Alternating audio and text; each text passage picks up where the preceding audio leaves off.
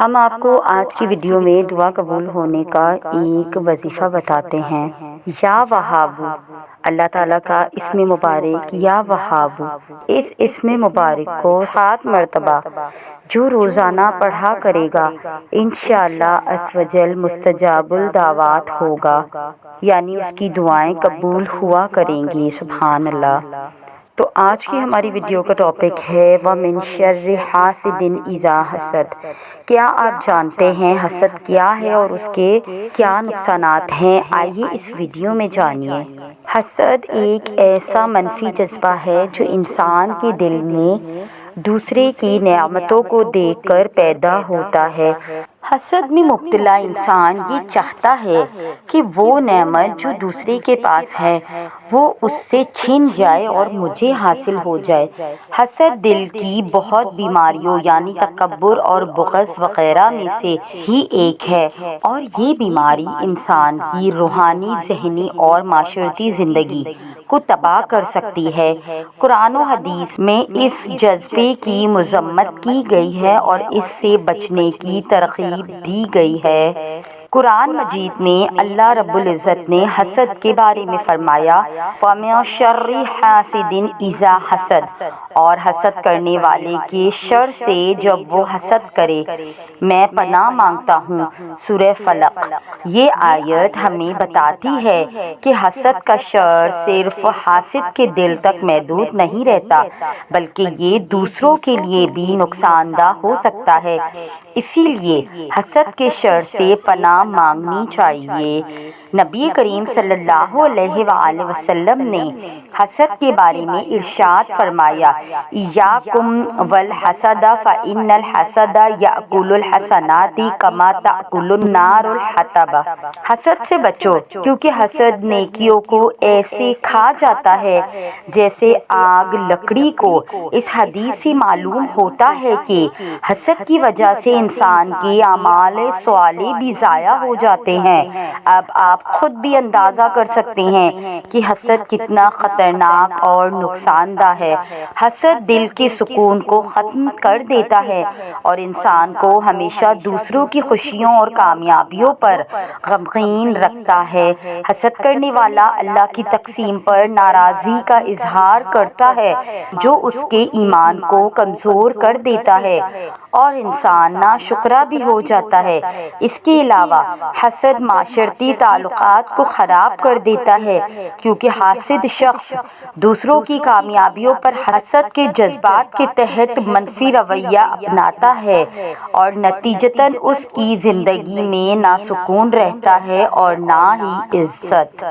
حسد سے بچنے کے لیے سب سے پہلے ضروری ہے کہ انسان اللہ کی قضاء و قدر پر راضی ہو جائے۔ یہ سمجھنا ضروری ہے کہ اللہ نے ہر نعمت حکمت اور عدل کے مطابق تقسیم کی ہے۔ دوسرا یہ کہ شکر کی عادات اپنائیں اور اپنے سے کمتر پر نگاہ رکھے، اسی سے اپنے پاس موجود نعمتوں کی قدر بھی دل میں اجاگر ہوگی اور شکر کا جذبہ بھی پیدا ہوگا۔ تیسرا یہ کہ دوسروں کی کامیابیوں پر خوشی کا اظہار کرے اور ان کے لیے دعا کریں۔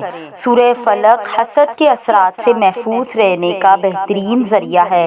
حسد کا علاج ممکن ہے بشرطیکہ انسان اپنے دل کو محبت، شکر گزاری اور قناعت کے جذبے سے بھر دے۔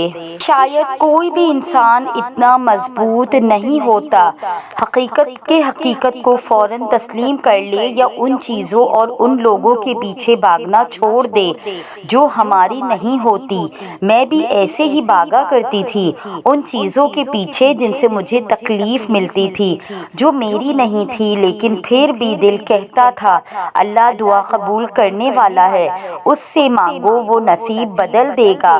تو جانتے ہو محبت کے 2 پہلو ہوتے ہیں، ایک وہ جب ہم دوسرے سے یہ امید رکھتے ہیں کہ جو ہم چاہتے ہیں ویسا ہی کرے، اور دوسرا پہلو وہ جب ہم اس کی خوشی میں اپنی خوشی تلاش کر لیتے ہیں، شکوے شکایت نہیں کرتے۔ میں بھی ایسی ہی تھی، پہلے ضد کرتی تھی اللہ سے کہ مجھے چاہیے، تڑپتی تھی کہ مجھے یہ دے دو، اور اگر وہ چیز مل بھی جاتی تھی تو بے سکون رہتی تھی۔ پھر میں نے اپنی خوشی کو اللہ کی رضا میں ڈھونڈنا شروع کیا اور مجھے سکون ملنے لگا پھر میں نے اس حقیقت کو تسلیم کر لیا کہ آپ کو ہمیشہ وہ نہیں ملتا جو آپ چاہتے ہو اور جانتے ہو۔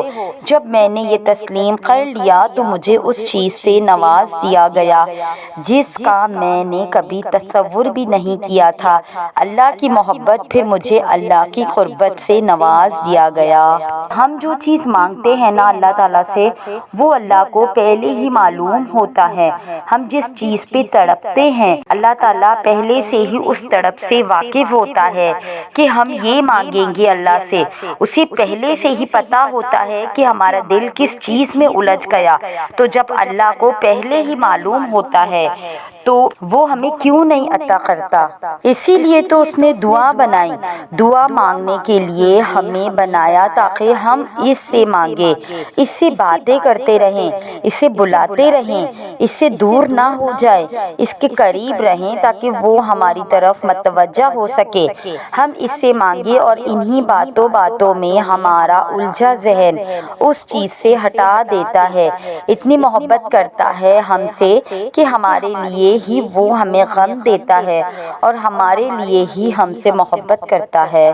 سبحان اللہ۔ ہر انسان ایک دوسرے سے مختلف ہے، کسی کو زیادہ ملتا ہے اور کسی کو کم، لیکن یہ ضروری نہیں کہ جو کچھ دوسروں کے پاس ہے وہ آپ کے پاس بھی ہو۔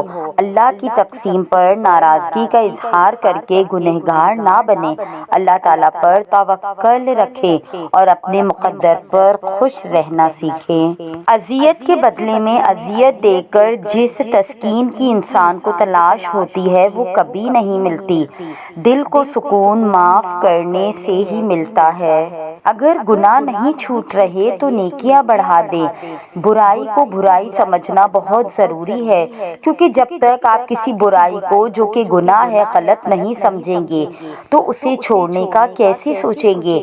یاد رکھیے، چاہے آپ جتنے بھی گناہ کر رہے ہوں، قرآن پڑھنا سیکھنا اور سمجھنا، نماز پڑھنا، ذکر کرنا اور نیکیاں کرنا مت چھوڑے اور مایوس نہ ہو کہ میں تو گنہگار ہوں، اللہ میری نیکیاں کیسے قبول کرے گا؟ یقین جانیے یہی نیک عمل آپ کو ہمت دیں گے کہ آپ گناہ ترک کر سکیں، لہٰذا گناہوں کو جسٹیفائی نہ کریں، نیکیوں میں اضافہ کریں، برائی سے بچنے کے لیے اللہ سے مدد مانگتے رہیں اور استغفار کرتے رہیں۔ دنیا کے سب سے تیز اور اندر تک چیر پھاڑ دینے والے ہتھیار لفظ اور زبان ہے۔ عمریں گزر جاتی ہیں لیکن لفظوں کے گاؤ نہیں بھرتے۔